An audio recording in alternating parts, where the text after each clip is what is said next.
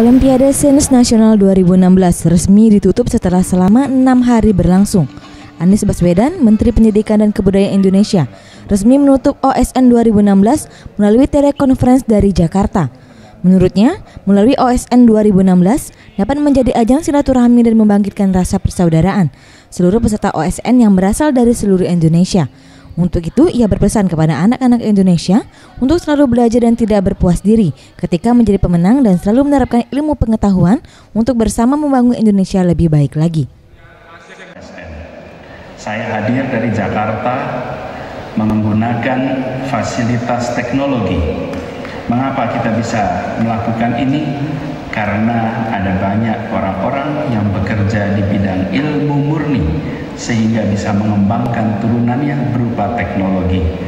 Penutupan OSN ini kita hadir menggunakan teknologi dan insya Allah pesan jarak jauh, interaksi jarak jauh ini menjadi semakin menandakan bahwa kita perlu sekali menguasai sains dan teknologi.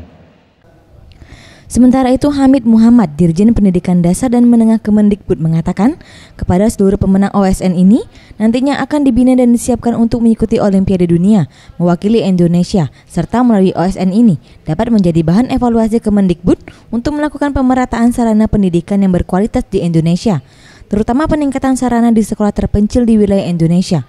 Untuk itu, pihaknya akan mendorong Dinas Pendidikan Provinsi dan Kabupaten Kota untuk terus berupaya meningkatkan kualitas pendidikan di daerah. Saya kira begini ya, karena tanggung jawab pendidikan ini kan sudah di daerah 15 tahun. Apalagi nanti mulai tahun 2017 kan dibagi lagi. Kabupaten kota di Dikdas, provinsi itu kan menangani Dikmen. Sehingga saya mendorong kepada pemerintah kabupaten kota dan pemerintah provinsi nanti agar terus meningkatkan dan memfasilitasi anak-anak kita yang agar bisa gemar sains dan teknologi. Kemdikbud tentu tetap membantu, terutama untuk daerah-daerah yang memang kapasitas fiskalnya itu rendah. Itu bagian kami.